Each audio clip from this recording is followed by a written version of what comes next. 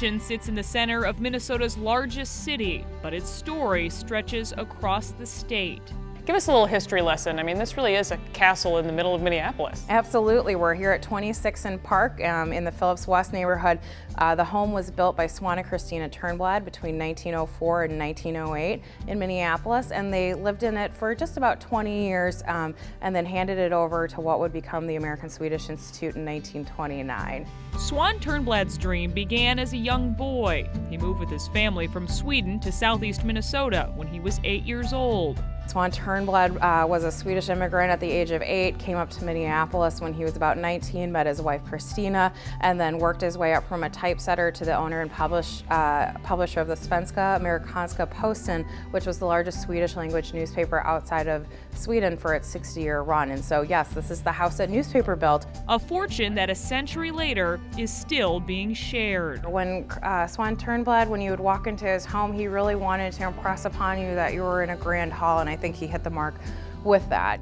A love of his new country never far from mind. At the turn of the 20th century, more than 1 million Swedes came to the U.S. Minnesota became the most Swedish of all states. In 1910, 12% of the state was made up of Swedes.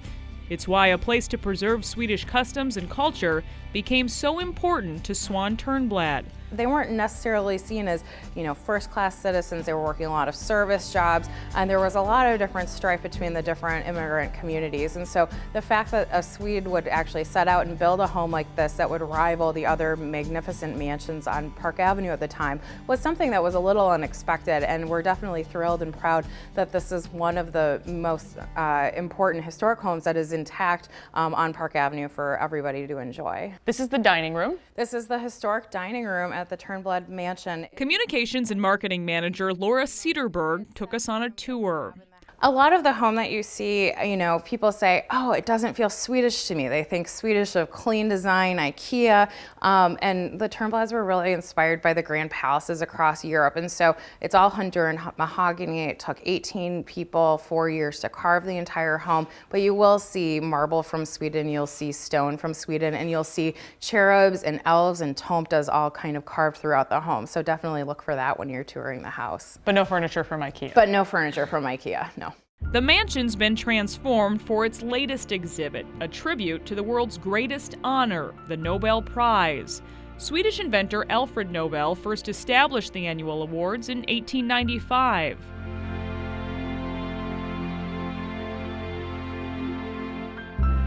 Now, from music to fashion to flowers, the work on display at the Turnblad Mansion is all inspired by Nobel laureates from years past.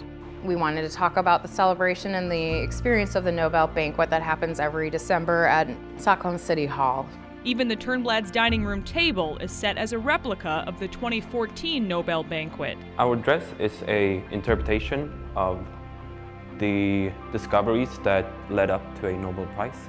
Victor Lind is a fashion design student from Stockholm who was able to come to the States to see his work on display. A few other students were able to make the same trip. What's it like for you to see this on display here? Oh, it looks amazing. In each of the mansion's 33 rooms, there is a story of Sweden, past and present. This is called a kakelugnar. Kakelugnar is plural for tile stove. In Swedish homes, there's tile stoves to keep you warm in the bedrooms and in the living rooms. These were made mainly decorative.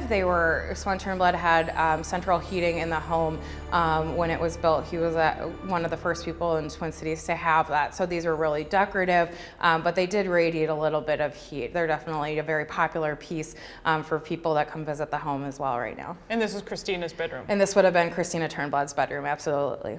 The Turnblads could have never imagined how important their piece of property would eventually become for Minnesota's Swedish population. Just a few years ago, a massive 34,000 square foot expansion was finished.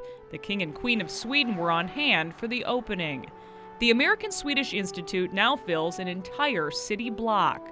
We wanted to build a new visitor center and entry point to the Turnblad Mansion, and one of the things that we really wanted to make sure that we had was a great restaurant, a great cafe. It's a signature of all the major museums in Stockholm, and so we wanted to be able to share Swedish culture through food. And so we created our new cafe, Fika, and Fika means Swedish for coffee break. So we get, what's Fika? What's Fika? It means it's the cultural moment of sharing coffee break with friends and coworkers. It's a Swedish tradition that happens at about 10 and 3 every day.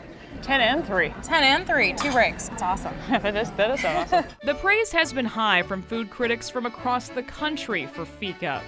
Chef John Krottenmaker gave us a closer look at 2 of the restaurant's most popular dishes. I guess I recognize this right away, the Swedish meatballs, right? Yep, so our first dish is our Swedish meatballs here. We have a potato puree, some mustard sauce, lingonberry, dilioli, and of course the meatballs. So everything nice and Swedish. There is no gravy, but it's a nice, different way to do Are it. people surprised by that? No gravy in the Swedish meatball? By this point, they're not as surprised anymore. I They think know. right away there was, but now Yeah. they're kind of used to what they're gonna get. So. Great. And this here? So right here we have our shrimp smorgasbord. We have a dill remoulade, fried shrimp, and a soft pickled egg, so the yolk is runny when you cut into it. People will sometimes wait hours to get a table during Fika's busiest times. The hype hasn't changed how they do things here. Like any good Swede, modesty is still on the menu. You know, we just work in a little cafe here, but people seem to really like our food, so it's quite an honor. An honor the American Swedish Institute takes seriously, celebrating the contributions of Swedish Americans, recognizing all they've done for the state so many now call home.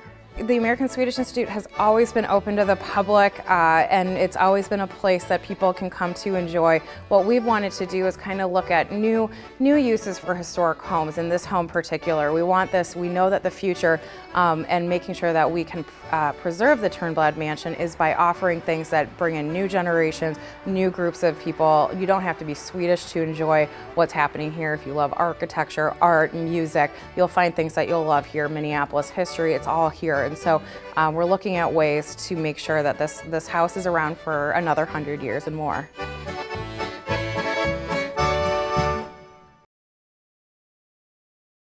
Life to the Max is brought to you by Lifetouch, photography for a lifetime.